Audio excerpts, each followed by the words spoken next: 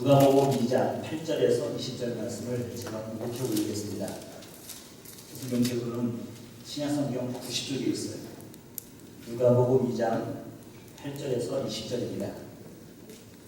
그 지역의 목자들이 밤에 밖에서 자기 양떼를 지키더니 주의 사자가 곁에 서고 주의 영광이 그들을 두루 비추매 크게 무서워하는지라. 천사가 이르되 무서워하지 말라. 보라, 내가 온 백성에게 미칠 큰 기쁨의 좋은 소식을 너에게 전하노라. 오늘 다윗의 동네에 너희를 위하여 구주가 나셨으니 곧 그리스도 주시니라. 너희가 가서 강보에 쌓여 구유에 누워 있는 아기를 보리니 이것이 너희에게 표적이니라 하더니 호련히 수많은 천군이 그 천사들과 함께 하나님을 찬송하여 이르되 지극히 높은 곳에는 하나님께 영광이요 땅에서는 하나님이 기뻐하신 사람들 중에 평화로다 하니라. 천사들이 떠나 하늘로 올라가니 목자가 서로 말하되 이제 베들레헴으로 가서 주께서 우리에게 알리신 바 이 이루어진 일을 보자 하고 빨리 가서 마리아와 요셉과 구유에 누인 아기를 찾아서 보고 천사가 자기들에게 이 아기에 대하여 말한 것을 전하니 듣는 자가 다 목자들이 그들에게 말한 것들을 놀랍게 여기되 마리아는 이 모든 말을 마음에 새기어 생각하니라. 목자들은 자기들에게 이르던 바와 같이 듣고 본 그 모든 것으로 인하여 하나님께 영광을 돌리고 찬송하며 돌아가니라. 아멘. 자, 오늘은 희망의 소리 그가 오신다.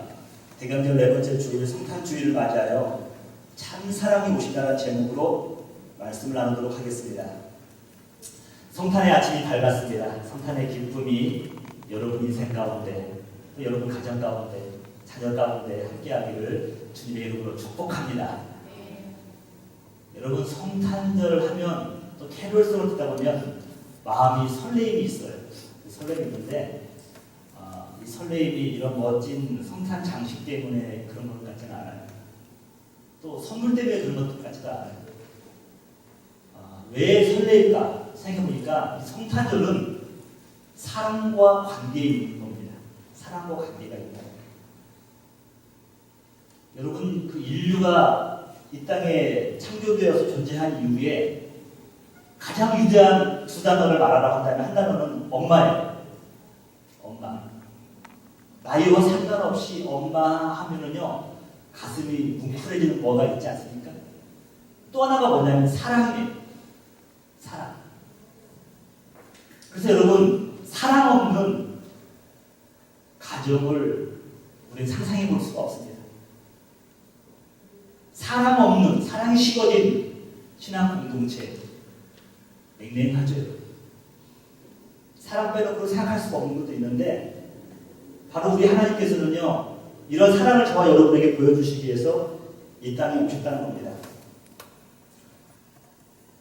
하나님께서 내가 너희를 이만큼 사랑한다, 이보다 더 큰 사랑을 보일 수 없다 한 것이 뭐냐면요 예수님을 통해서 보여주시는 사랑이에요. 그래서 예수님은 탄생과 그 삶과 죽으심과 부활과 승천과 지금도 하나님 편에서 기도하시는데 이 모든 것들은요 사랑이라고 하는 그 단어와 연관이 되어 있는 겁니다. 우리 예수님은 도저히 사랑할 수 없는 자들을 사랑하셨어요. 도저히 용납할 수 없는 자들을 용서해 주셨습니다. 그리고 소망이 없는 자들에게 사랑을 통하여서 소망을 갖게 했습니다. 여러분 이 모든 것들이요 사랑이 아니고서는 해석할 수 있는 방법이 없습니다.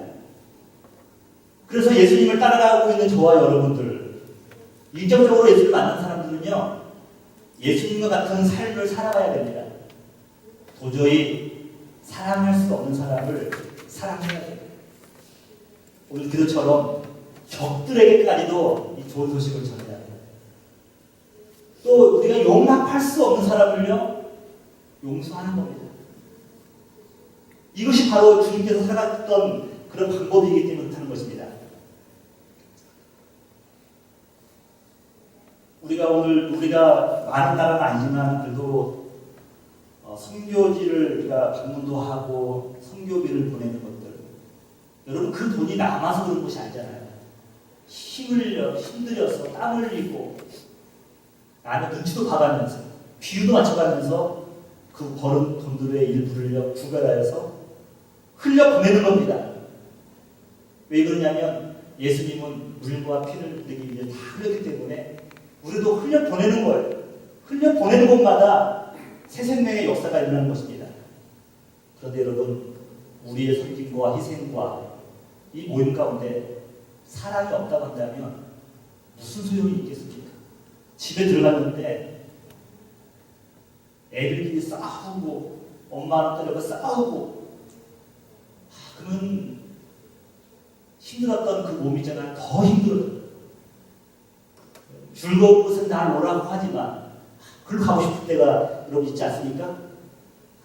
근데 여러분, 성탄의 계절은요 사랑을 빼놓고는 얘기할 수가 없어요. 저는 오늘 본문 말씀 중심으로 해서 예수님께서 우리에게 보여주시는 참사랑이 무엇인가에 대해서 한번 몇 가지를 생각해 보려고 합니다. 먼저 뭐냐면 예수님의 탄생은요 하나님의 사랑이 표현된 것이라는 겁니다. 예수님의 탄생은 하나님의 표현된 사랑이라는 것이에요. 어떤 분이 이렇게 말합니다. 표현되지 않은 사랑은 사랑이 아니다. 맞는 것 같아요. 표현되지 않았는데 어떻게 그 사랑을 알 수가 있겠습니까? 목사님, 저희들 마음 잘 아시죠? 다 목사님을 사랑해서 그러는 겁니다. 사랑한다고 그러면요 상대방이 느낄 수 있도록, 저도 마찬가지겠죠? 느낄 수 있도록 부드럽고 미소를 지으면서 이 얘기를 해야 되지 않겠습니까? 인상써가면서 목사님 사랑하는 거 잘 아시죠? 전 도저히 모르겠더라고요. 표현되지 않은 사랑은 상대방이 알고 받아들이기가 쉽지 않습니다. 특히 한국 남성 1세대들에게 더 불행한 게 뭐냐면요 우리는 더 사랑을 표현하기가 어려워요. 유교의 문화도 있었고요. 사랑을 말하면은 좀 뭔가 사람이 팔불출처럼 보이는 그런 시대에 살고 있었습니다. 그래서 우리는 사랑을 표현하기를 꺼려할 뿐만 아니라 마음으로 사랑 많이 해요. 그런데 표현하기가 서투른 겁니다. 우리 어떤 여성들은요 사랑 표현이 서투른 남성들과 일생을 살아갑니다. 한 성도님이 그런 얘기를 하는 거예요. 목사님, 저는요 결혼하기 전에 남편으로부터 사랑한다는 말을 들어봤지만 결혼한 이후에는 그 말을 한 번도 듣지 못했습니다. 제가 속으로 그랬어요. 대박이라는 단어 통역할 때 잭팟으로 통역하더라고요. 잭팟. 여러분, 그런데도 불구하고 지금 잘 살아왔대요. 더 큰 대박. 안타까운 마음에 물어봤습니다. 아니, 집사님 어떻게 그렇게 살 수가 있어요? 하는 말이, 목사님, 우리 세대는, 우리 여성들은요 다 그럴 줄 알고 살아왔습니다. 그렇게 말을 하는 거예요. 대단하시다. 제가 알고 있는 세 자녀를 키우는 한 사모님은요 하루에 두세 번 사랑한다는 말을 안 합니다. 집안 공기를 사랑하게 만들어요. 아주 바보도 보기 힘듭니다. 제가 알고 있는 사모님은.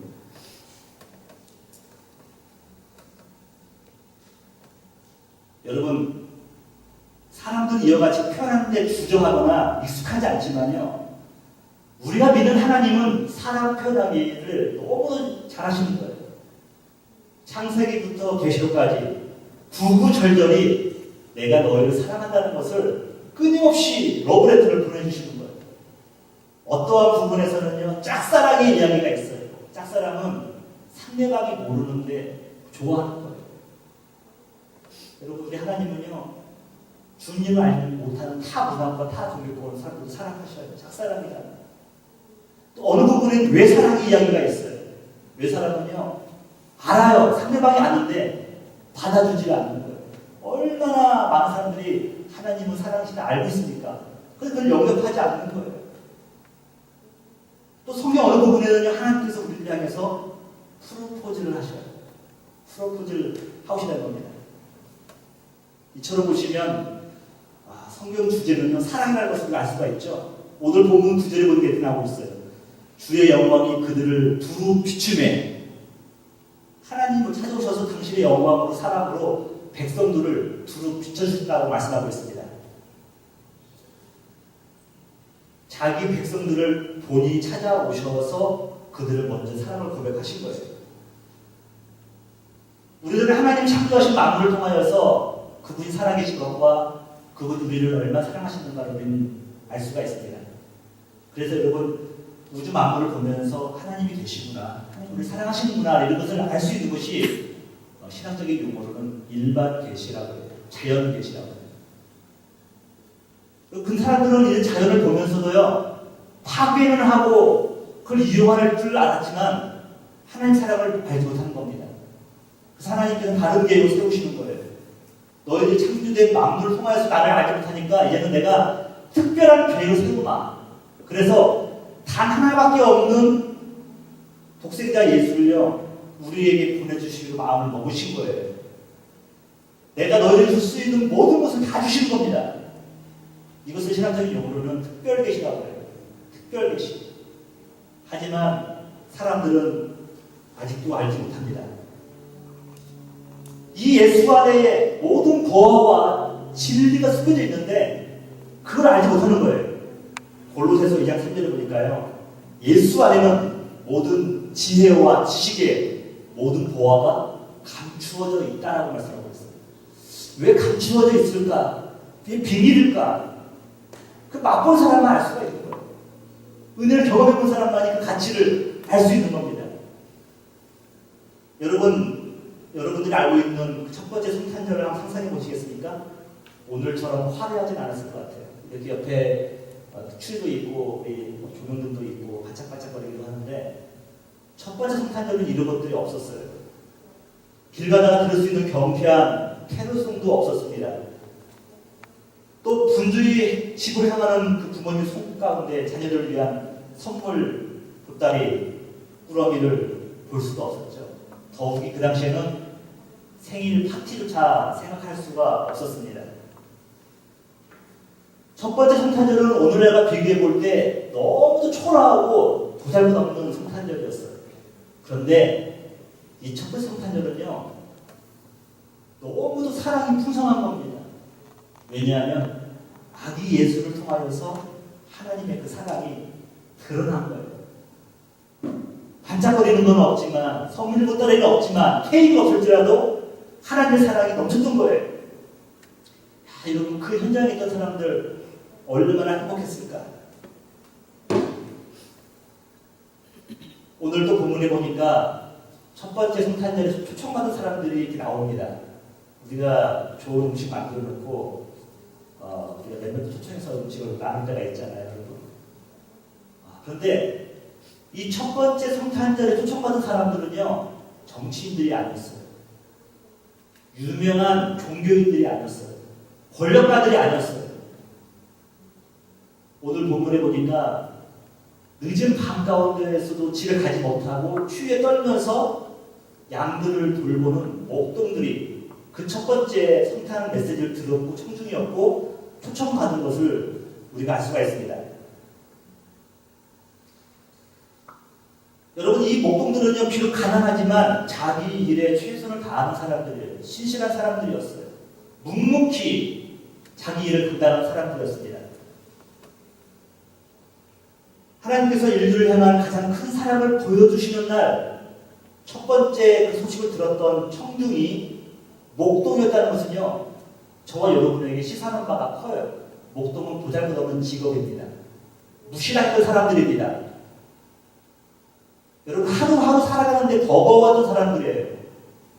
하루 벌어 하루 사는 사람들에게 1년 후의 계획과 10년 후의 비전이 있겠습니까?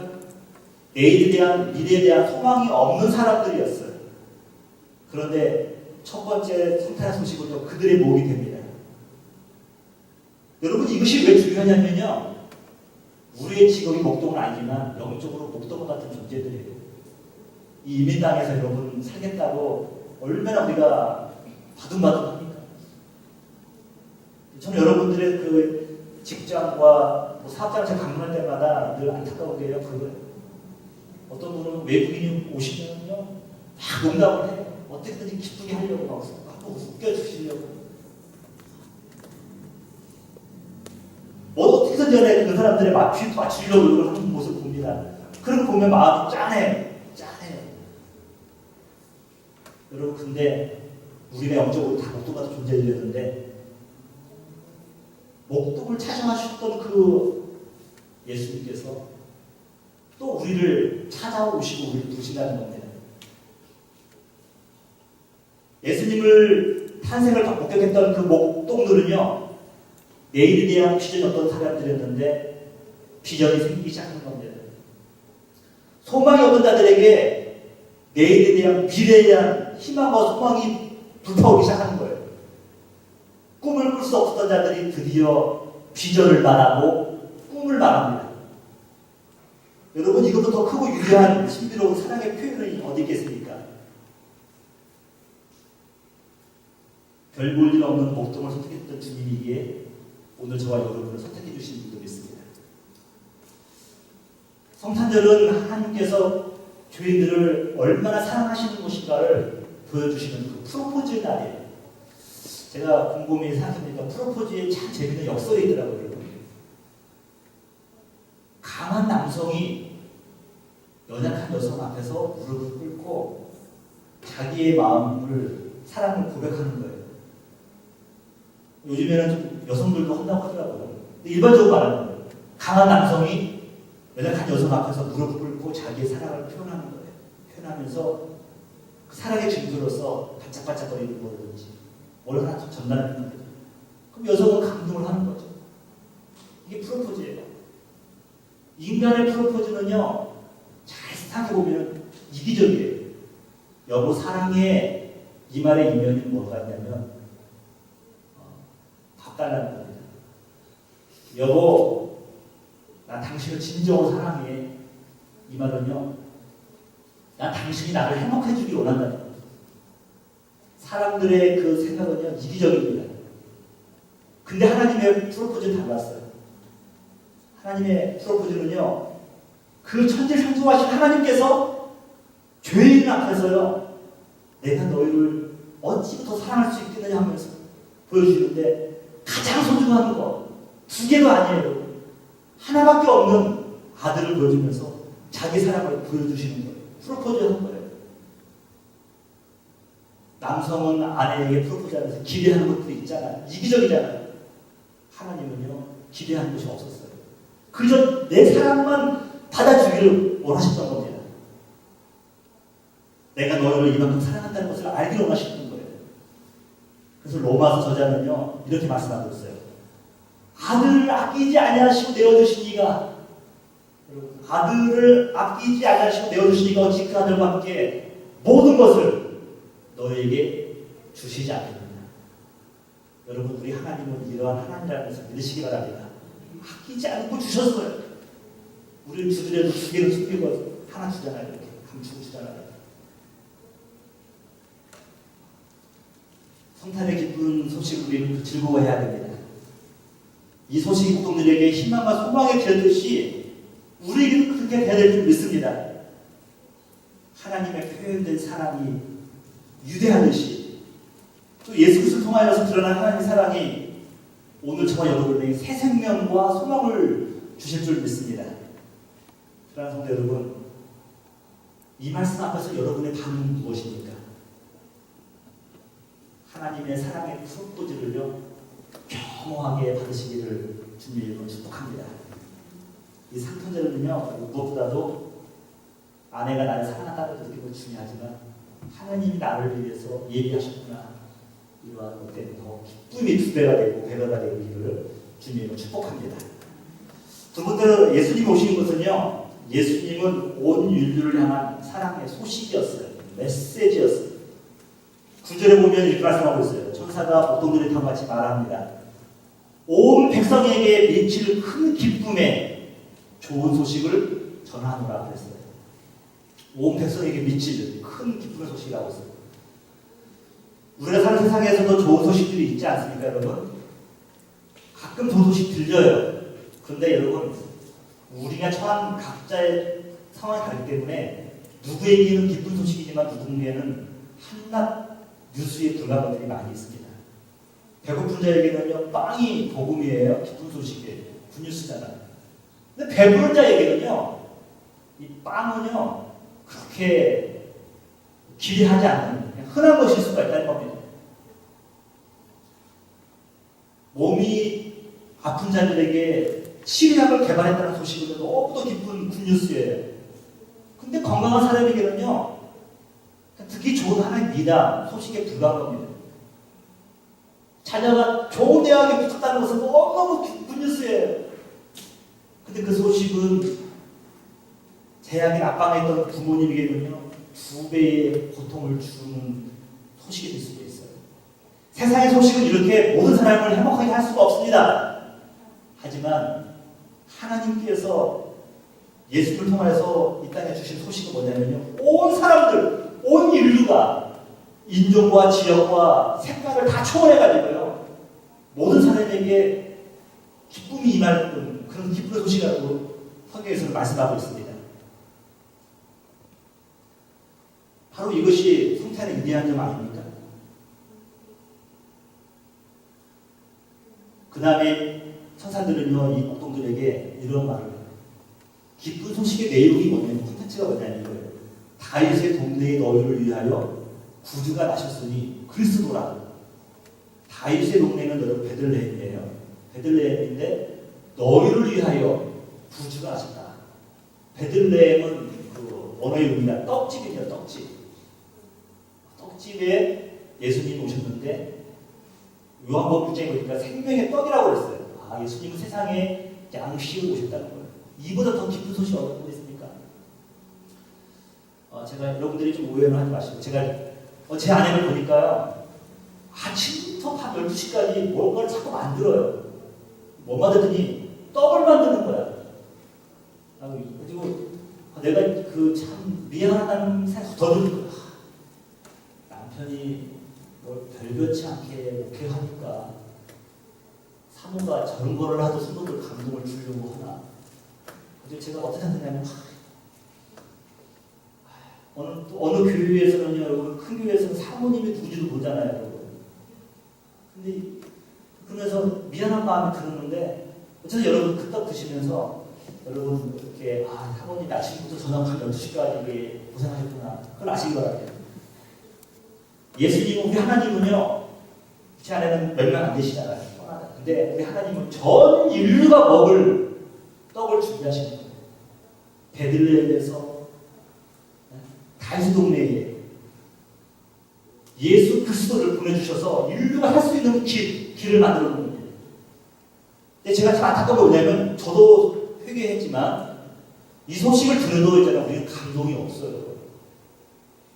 다윗 동네에 그리스도 예수가 탄생했다는 말 들어도 여러분들이 아멘도 없어요. 감동이 별로 없어요. 여러분, 초대교인들은요, 예수님이 랍비였다라고 하는 걸 주장했다고 하면 죽지 않아도 됩니다. 랍비는 많았으니까요. 바리새인들도 종교들도요, 예수님이 랍비라고 말한다는 것을 인정했어요. 선생이라는 것을 인정했어요. 근데 예수가 그리스도다, 예수가 메시아라는 것 때문에 순교를 당하는 거예요. 근데 천사들 들려준 메시지가 이겁니다. 구주가 나셨으니 메시아다. 여러분, 이스라엘의 역사는요, 통째로 한마디로 말하면 메시아 기다림의 역사예요. 지금도 유대인들은 메시아를 기다리고 있지 않습니까? 끊임없이 그들은 메시아에 대한 열망이 있어요. 성경을 여러분들이 보다 보면 느낀 게 뭐냐면요, 이스라엘 백성들에게 특별히 늘 메시아에 대한 열망이 있는데, 언제 더 열망이 커지냐면요, 고통당할 때, 민족적인 아픔을 당할 때는요, 그 메시아의 열망이 더 커지는 겁니다. 특별히 여러분 잘 아는 것처럼 우리가 바벨론 포로로 끌려갔을 때는요, 메시아의 열망이 더 불타오르죠. 예수님 당시에 로마의 식민지가 되었던 이스라엘은요, 메시아의 열망이 더욱더 커지는 겁니다. 그가 오셔서 우리를 해방시켜주고 우리에게 평화를 주기를 원하는 그런 마음에서 그랬던 거죠. 제가 이렇게 몸담고 있는 어느 그 테니스클럽에 카투가 딱 나갔는데, 지난주에 어떤 한 분이 이런 토론 제안을 하자면서 이렇게 글을 올려주신 내용이 이거예요. 왜 선한 사람들에게 악한 일이 생기는가? 여러분, 이건 수준 있는 겁니다. 이거는요, 여러분들이 주님 앞에 서는 그날까지 여러분들이 고민해야 될 질문이에요. 또 그리고 지금도 신학대학 가면 끊임없이 묵상하고 연구해야 될 질문이 이거예요. 왜 선한 사람들에게 악한 일이 생기는 것인가? 여러분 나름대로 생각나는 것도 있지 않습니까? 왜 그럴까? 저는 많이 있는 것 같아요. 답은 진짜 많아요. 근데 그 중에 하나가 바로 이거예요. 악이 선을 이길 수 없다는 것을 알기 위해서 우리에게 악한 일을 보여주시는 거예요. 이 악한 일이 우리를 넘어뜨릴 수 없다는 거죠. 근데 이스라엘적으로 그 대답을 찾고자 한다면요, 그들은 악이 출몰하면 할수록 메시아에 대한 열망이 커지는 겁니다. 신앙이 어려움이 오면 올수록 더욱더 주님만 붙들고 주님 한 분만으로 나아가겠다고 하는 그런 열망이 커지는 겁니다. 그런데 왜 메시아 탄생 소식이 오늘날 사람들에게 감동을 주지 못합니까? 왜 그렇습니까? 여러분들이 영적으로 배부르기 때문에 그래요. 여러분들 몸도 건강하고요, 나름대로 세상적으로 누릴 거 다 누리시면서 가진 거 많아요. 제가 좀 비약하면은 메시아를 따라야 될 이유가 많이 상실된 시대에 살고 있습니다. 세상 사람들은 말합니다. 가난한 자, 나약한 자, 병든 자, 실패자, 성공을 못하고 기웃거리는 사람들, 이런 사람들이나 예수 그리스도를 붙잡는다고 말을 해요. 저는 어떻게 보기에 그 말이 우리를 비난하는 말이지만 일부분 일리가 있어요, 여러분. 그 사도 바울도 이렇게 말을 합니다. 형제들아 너희의 부르심을 보라. 육체를 따라 지혜로운 자가 많지 아니하며 능한 자가 많지 아니하며 문벌 좋은 자가 많지 않도다. 교회 형제들 나왔는데 지혜로운 자가 별로 없는 거예요. 별거 아닌 걸로 싸우고 그러는 거예요. 능한 자도 없어요. 뭐 어떻게 문제 생기면 그 해결할 능력도 없어요. 또 학벌 좋은 사람들도 없습니다, 여러분. 실질적인 사실이에요. 하지만 사람들, 수많은 사람들은요, 자기가 그러한 존재라는 것을 알지 못해요. 내가 무능력하고 내가 도움이 절실히 필요하다는 것을 알지 못해요. 라오디게아 사람들이 그런 사람들이었습니다. 그 사람들은요, 자신이 얼마나 초라한지를 몰라요. 자기가 얼마나 가여운 인생인가를 몰랐던 거예요. 요한계시록에 보니까 내가 말하기를 나는 부자라 부유하여 부족한 것이 없다. 여러분들이 그렇게 말할 수 있다니까. 나는 부자라. 최소한 경제 공황이 오도 나는 10년을 버틸 수도 있다. 말할 수 있겠을지 모르겠어요. 하나, 예수님이 말씀하십니다. 내 공고한 것과 가련한 것과 가난한 것과 눈먼 것과 벌거벗은 것을 알지 못하는도다. 목사님, 최소한 저희는 건강은 있으니까요, 망일이라고 해서 우리는 살 수 있습니다. 내일 일을 누가 합니까, 여러분? 하나님이 한번 포 불면 우리는 넘어질 수밖에 없는 인생들입니다. 여러분, 내 마음이 늘 뭐냐면, 목사도 마찬가지지만 마음이 헛헛한 거예요. 외로운 거예요. 이것을요, 엉뚱한 것으로 자꾸 해결하려고 해요. 외로울 때는 주님을 만나봐야 되는데, 주님 만나야 되는데, 자꾸 사람을 만납니다. 나쁘다는 것이 아니라 이것이 본질이라 한다면 문제가 생긴다는 걸 말하는 거예요. 제가 알고 있는 우리 교회 성도님 몇 분들은요, 자기 집의 한 구석을 기도처로 만들어 놓고 기도하시는 분들이 몇 분 계셔요. 자, 가만히 보면은 이분들이라고 해서 여러분 문제 없는 것이 아니거든요. 오히려 이분들의 문제가 더 커요. 더 클 수가 있어요. 근데 여러분, 느낌이 뭐냐면 최소한 다른 곳에서 유를 구하지 않는다. 자녀의 문제, 자녀와의 관계와 회복하기 위해서 최소한 누구한테 그 유를 받지 않겠다는 거예요. 하나님 앞에서 신음을 하는 겁니다. 여러분, 그리고 나중에 이런 분 나올 때는요, 해결하고 나오잖아요. 그 힘으로 살아가는 거죠. 주님의 관계 속에서 자기의 헛헛한 마음과 외로움을 다 해결하려고 하는 겁니다. 오직 주님만이 자신의 외로움과 문제를 해결할 수 있다고 믿기 때문에 그렇다는 거죠. 자기 내면의 궁핍함을 아는 것은 은혜예요. 왜 은혜인가 하면 그 사람만이 주님 앞으로 나가서 주님의 은혜보다 앞에 나가서 하나님의 도우심을 붙잡는 겁니다. 여러분, 이사야라는 사람이 있는데 이사야는요, 왕족이었어요.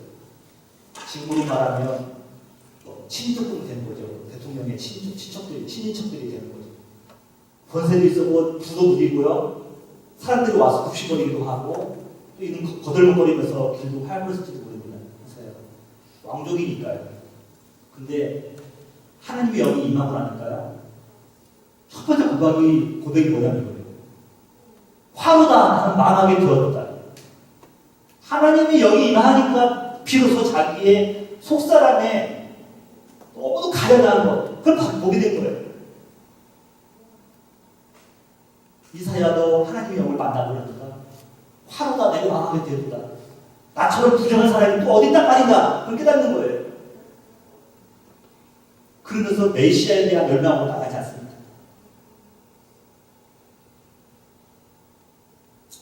저는 모든 사람은 죄인에게 하나님의 궁경하심과 구원의 은혜를 받아야 될 존재들입니다.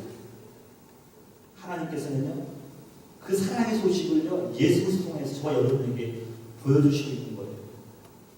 여러분, 온 인류를 구원하시기 위해서 오신 예수님 때문에 이 성탄절을요, 기뻐하며 즐거워하시기를 주님의 이름으로 축원드립니다. 마지막으로는 이거예요. 하나님 자녀들은 사랑의 통로의 삶을 살아야 된다는 겁니다. 천사가 전해지는 기쁜 소식을 듣고 이 목동들은요, 그것으로 만족하지 않았어요. 15절의 고백을 말씀하고 있어요. 서로 말하되 베들레헴으로 가서 이루어진 일을 보자. 여러분, 로마서에 있는 말씀이죠. 믿음은 들으면서 나고 믿음이 없으신 분들 자꾸 말씀을 드려야 되죠. 믿음은 들으면서 나고 천사의 말을 들었던 이 목동들에게는요, 믿음이 올랐어요. 그래서 어떻게 나갔냐면 단순한 메시지가 아니라 이루어진 일을 보자는 거예요. 그리고 나갑니다. 그리고 이 목동들이 천사에서 듣고 이루어진 일을 보고 나가면서 16절 수반부에 보니까 찾아서 그랬어요. 믿음은 움직이잖아요. 행동이잖아요. 17절 수반부에 보니까 말한 것을 또 전하니 18절 듣는 자가 놀랍게 여겼다. 놀랍게 여겼다. 전하는 자가 믿음에 대한 확신을 가지고 말하면요, 듣는 자도 확신을 가질 수가 있는 거죠. 목동들이 전해준 이 사랑의 소식, 기쁜 소식은요, 영적 재생산을 해냅니다. 불평하는 사람 주위에는 불평한 사람들만 모여들게 되어 있어요. 병자가 생깁니다. 근데 찬양하는 사람 주위에는요, 찬양하는 사람들만 모여들게 되어 있어요. 이 목동들이 전해준 소식을 듣고요, 어떤 사람들이 변화되냐면 몇몇 사람이 나와 있지 않지만 그 주위에 아기 예수님이 탄생하신 뒤에 마리아가 있을 것이고 남편이 요셉이 있을 것이고 최소한 동방박사 3사람이 있을 것입니다. 목동의 지식 수준으로는요, 이 동방박사들에게 감동을 줄 수 있는 지식 수준이 없어요.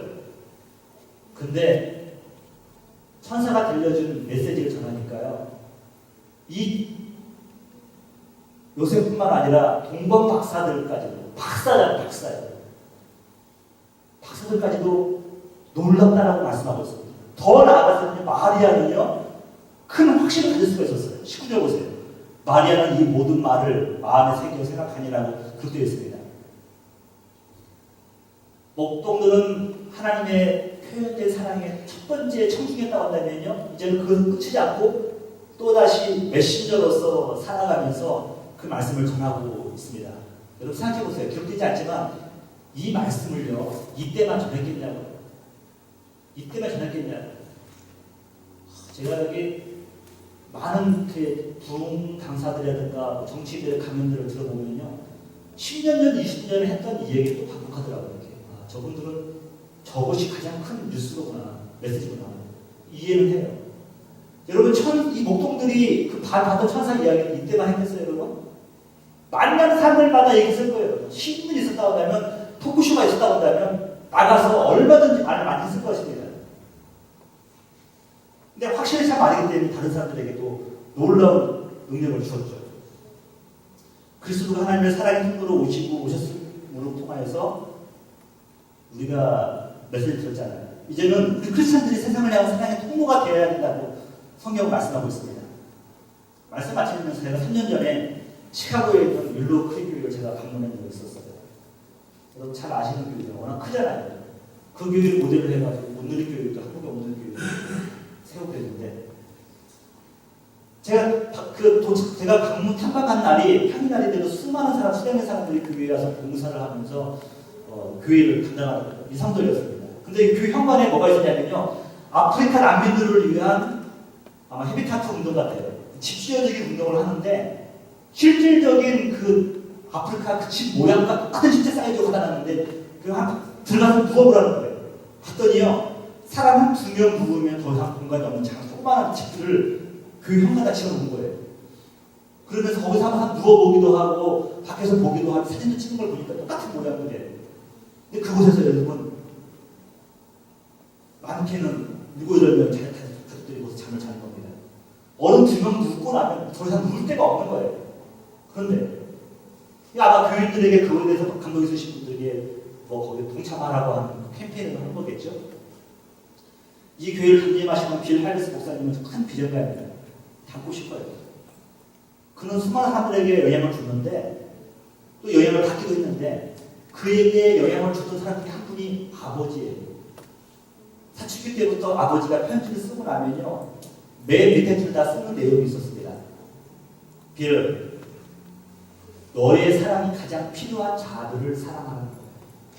어떠한 내용을 쓰든지 간에 끝에 넣었냐면 사랑이 가장 필요한 자들을 사랑하라고 했어요. 오늘날의 스타들은 사랑이 넘치는데 스타들은 더 사랑을 더 받아요. 정작 사랑이 필요한 사람들은요, 사랑을 못 받고 사랑이 주지를 못한 사람들은 더 사랑을 받고 있어요. 여러분들도 이제는 사랑이 필요한 자들을 사랑해야 되지 않겠습니까? 사랑하는 여러분, 예수님의 소식을 듣고 전한 목동처럼 여러분들이 믿고 확신하는 바를 세상에 전하시되 사랑의 통로로 쓰임받으시기를 주님의 이름으로 축원합니다. 그러면 여러분 그리스도의 능력을 경험할 수가 있습니다.